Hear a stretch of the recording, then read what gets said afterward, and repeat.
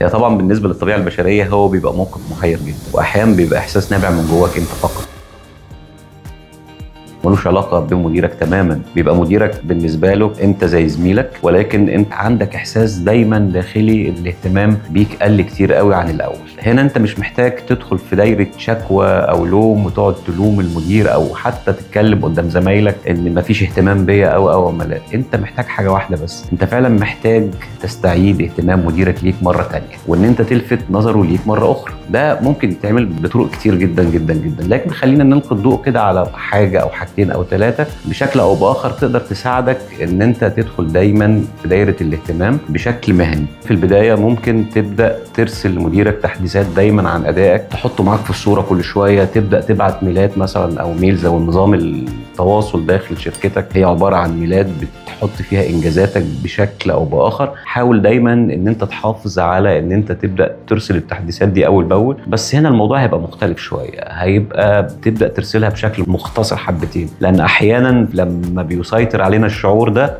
بنبدا نسهب في الحوار ونسهب في الحديث، وانا عملت وانا سويت وانا عملت. لا، يفضل بشكل او باخر ان تحديثاتك دايما للمدير تبقى بشكل مختصر جدا، وتركز انا عملت كذا والنتيجه بتاعته كانت كذا، ولو في تحديات حصلت كانت كذا وانا تغلبت عليها ازاي، في نقاط محدده جدا جدا جدا في صوره تحديثات انا احطه معايا في الصوره. ده اعتقد شويه هيساعدك على حل المشكله اللي احنا بنتكلم عليها. حته تانية برضو مهمه جدا جدا، انت تقدر تبحث عن اشكاليه في الشغل او كان تحدي بالنسبه لمديرك لموضوع كلكم كفريق عمل، حتى هو كمديرك كنتوش قادرين تلاقي لها حلول. ابدا حط ايدك على الحاجات دي وابدا حط لها بعض الحلول والافكار اللي هي ممكن تكون مبتكره حبتين، وتبدا تعرضها على مديرك بحيث ان هو يعني دي كانت بالنسبه له بتمثل له تحدي او اشكاليه، فانت بمجرد دخولك في هذا الموضوع ومجرد اسهامك ان انت تحل هذا الموضوع اعتقد هيرجعك تاني لدايره الضوء.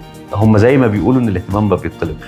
خليك دايما مبادر، خليك دايما انت بتقدم حلول سريعه، القيمه في اللي انت بتقدمه، وده اعتقد هو هيكون المفتاح اللي هيقدر يرجعك تاني في دايره الاهتمام بالنسبه اللي حواليك. احيانا كتير قوي انت بتبقى اصبحت مصدر ثقه في شغلك، اغلب الناس حتى زمايلك او مديرك بيبداوا يعتمدوا عليك، فاللي حواليك كلهم بينظروا لك نفس النظره، وبالتالي كله بيبدا مش يرمي عليك شغل، كله هو حاسس بالثقه فيك، فبيبدا بيديك مهام قد تكون هي مش مخططه بالنسبه لك انت، فبالتالي ده بالنسبه لك حمل كبير جدا جدا جدا. هو اساسه الثقه، فده بتبقى حاجه عظيمه، لكن في الاول وفي الاخر هو ياثر على مخرجات انت مطالب ان انت تقدمها لشغلك. طبعا التوقعات دي من مديرك هي كل شويه بتعلى لدرجه انك بتحس خلاص ان بقى في ضغط عليك، وبقى بالنسبه لك الموضوع ده بقى غير صحي، على الرغم ان هو نابع من ثقه في ادائك، نابع ان هو مقتنع جدا جدا جدا بطريقه ادائك، لكن هو في الاول وفي الاخر هو ده اصبح بيمثل ضغط كبير جدا عليك. هو الحل هنا مش ان احنا هنرفض، هو الحل هنا ازاي هنعيد تشكيل التوقعات دي من مديرك. شويه هيبقى محتاجين الذكاء المهني بتاعك انت كموظف ان انت تعيد تشكيل هذه التوقعات.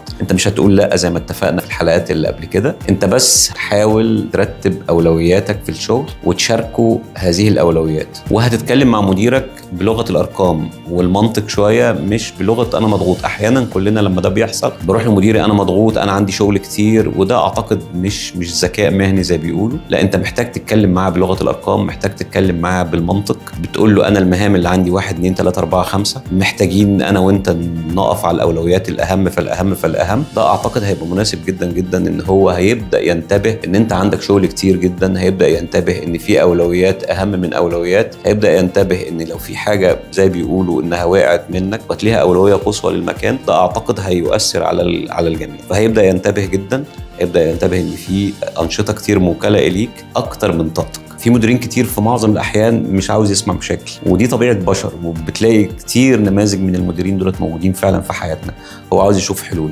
فركز دايما دايما وانت بتحط الاولويات ان انت بتقول ان احنا محتاجين ان احنا نبدا بالموضوع ده ونشتغل عليه كلنا، عشان هو هيفيدنا في 1 2 3 4. فانت بالنسبه لك انت بتحط له اولويه، وكمان بتحط له حل للموضوع، ولو في اي تحديات بتشرحها له. افضل بكتير ما تيجي تقول له، في نماذج كتير بتحصل كده، بتقول له انا عندي 5 6 7 8 حاجات، انا اشتغل في انهي واحده منهم. لا، اعتقد بيبقى نموذج مش محبوب قوي ولا مطلوب بالنسبه للمديرين. واغلب المديرين بيحبوا دايما ان هم مش عاوز يسمع مشاكل، او بيحب دايما ان الموظف يجيله بحلول وترتيب لاولويات واضح، وكمان لو في تحديات هو من وجهة نظره هو يقدر يتغلب ازاي على التحديات. التغيير الاداري او تغيير الاولويات ده بيبقى احيانا كارثه للموظف.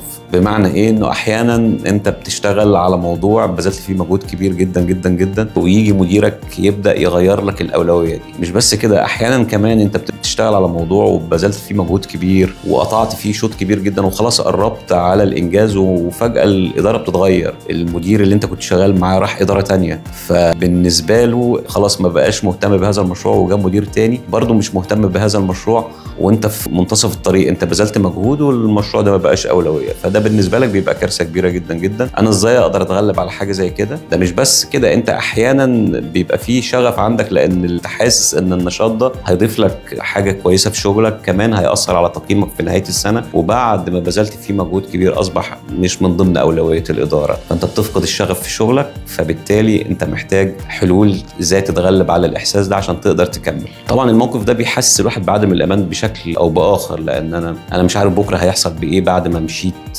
في حاجه معينه وبذلت فيها مجهود. لكن اعتقد من وجهه نظري ده بيبقى فرصه ذهبيه لاي موظف شاطر واي موظف محترف، هو ازاي بذكاء مهني يقدر يربط الماضي بالحاضر بالمستقبل، لان هي في الاول وفي الاخر هو نشاط بدا ولم ينتهي، وهو محتاج ان هو ينتهي بشكل برضه في الاول وفي الاخر يفيد المكان اللي احنا بنشتغل فيه. ده مهم جدا ان انت تبدا تفكر بالاسلوب ده. طيب انا اقدر اعمل ايه عشان اقدر اربط الماضي بالحاضر؟ انت ممكن قبل ما الاداره تتغير ممكن تقعد مع مديرك اللي هو مفترض ان هو ماشي ورايح اداره تانية، تبدا تقول له على التحديات اللي انت كنت شايفها في المشروع اللي انت شغال فيه، تبدا تقول له اكتر حاجه انت كنت شايف ان احنا ممكن نشتغل عليها ونحسن فيها، تبدا تقول له انت كنت نفسك تشوف الموضوع ده يوصل لانهي شكل. وكمان اول ما يجي الاداره الجديده او مديرك الجديد بتبدا تقعد معاه وتبدا تديله زي تحديث احنا وصلنا لحد فين في المشروع ده، وقابلتنا تحديات 1 2 3 4 وقدرنا ننجزها بالشكل الفلاني. فانت في الاول وفي الاخر قدرت تمزج ما بين الادارتين. قبل ما الاداره الاولانيه تترك العمل وتسيبك، انت برضو خدت منها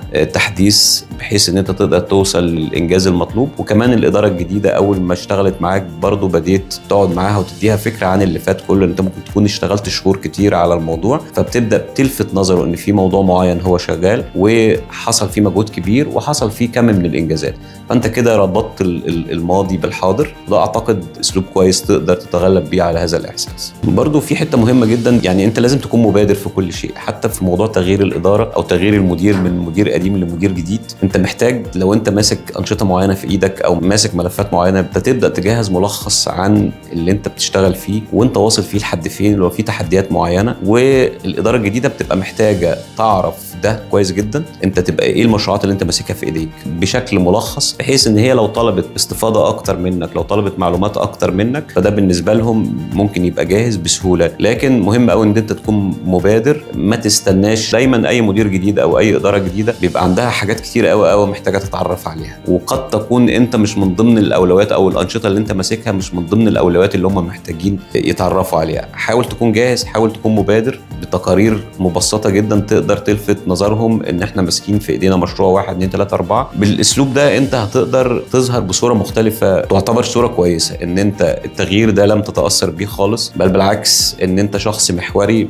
وكمان قادر تبقى عندك نظره للمستقبل، وكمان بتمتلك خريطه طريق منظمه، شايف الادوار الحاليه، شايف رؤيه الشركه بتاعتك، شايف احنا عاوزين نوصل لايه. اعتقد ده بالنسبه لهم بيبقى انطباع جيد جدا ممكن يقدروا ياخدوه عنك في خلال الحاجتين الثلاثه اللي احنا اتكلمنا فيهم دول. احنا احيانا كتير بنبقى ماشيين كويس جدا جدا ومن وجهه نظرنا محققين انجازات في الحاجات اللي احنا هي مطلوبه مننا حتى حسب التوصيف الوظيفي بتاعنا، فاحنا المفترض حاسين ان احنا شغالين كويس. ولكن للاسف في نهايه ربع سنه او في نهايه 6 شهور او حتى في نهايه العام على حسب وقت التقييم بتاعنا بنتفاجئ ان التقييم اللي احنا واخدينه هو تقييم سلبي ما كناش متوقعينه تماما. وده اغلب الشعور ده بيحصل معانا كلنا، وده الحقيقه بيبقى محبط جدا جدا، حتى بيبقى محبط لان احنا بنكمل بعد كده واحنا متضايقين واحنا زعلانين. وعاده بنقول، اغلبنا بيقول انا اتظلمت في التقييم بتاعي، المدير بتاعي مش فاهمني صح، المدير بتاعي قد يكون ميز زميل تاني عني. اعتقد كل الكلام ده بيتقال ما بين الزملاء وبعضها. اعتقد ان اللغه هنا المفترض تتغير خالص، مش لازم نقول انا مظلوم، مش لازم نقول ان المدير مش فاهمني، نبدا هنا نتكلم بصياغه مختلفه خالص. انا عايز اتعلم واتحسن. الفكره ان انت بتحاول تعيد صياغه قصه ادائك المستقبلي بشكل مختلف تماما، بعيدا عن الاحساس بالظلم، بعيدا عن الاحساس ان المدير مش شايف شغلك. اعتقد دي هي نقطه البدايه. بعد ما تخلص جلسه التقييم، لو انت ما قدرتش ان انت تستفيد مع مديرك في الوقت المخصص للتقييم، ان انت تاخد منه تحديث عن ادائك، ليه انت مش واخد التقييم بشكل جيد، في سلبيه او درجات انت شايف ان هي انت لا تستحقها. اعتقد انت اول حاجه لازم تعملها بعد الانتهاء من التقييم ان انت تبدا تقعد تطلب من مديرك ان انت تقعد مع جلسه، تبدا تحددوا مع بعض الاولويات، تبدا تحددوا مع بعض هو شايف ان الدور ده المفترض يؤدى بالشكل الفلاني. اعتقد دي هي بدايه الطريق، ان احنا نقعد مع بعض انا ومديري، برضه تديله احساس ان انت قاعد معاه القعده دي فعلا عشان تقدر تاخد وجهه نظره بشكل يفيدك انت شخصيا. فاعتقد دي نقطه البدايه، ان انت تطلب قعده معاه تحددوا فيها الاولويات، تحدد فيها الطريقه اللي هو شايفها مناسبه ان الدور ده يتعمل او النشاط ده يتحقق بالشكل الفلاني. برضو حاجه تانية، انت مفترض كل فتره تطلب ان انت تقعد مع مديرك او تشاركه انت وصلت لحد فين، وتشاركه ان لو في بعض الانشطه انت خلاص قمت بيها وخلصتها، انت محتاج تقعد معاه، انا خلصت الموضوع الفلاني ووصلنا للنتيجه دي، لو كانت في تحديات قابلتك. وزي ما قلنا تقييم الاداء السلبي هو مش حكم نهائي، هو مش نهايه المطاف، بل بالعكس هي دعوه لاعاده تشكيل ادائك في المستقبل. انت خدها دايما بالمنظور ده، ما تاخدهاش ان دي هي نهايه المطاف، بالعكس انت بتعيد تشكيل ادائك المستقبلي مره اخرى بشكل ممكن يزودك، بشكل يخليك تطلع على حاجات اكتر، بشكل يخليك تقدر تتواصل مع زمايلك اكتر، بشكل يخليك حتى تقدر تتواصل مع مديرك بشكل اكثر نضجا.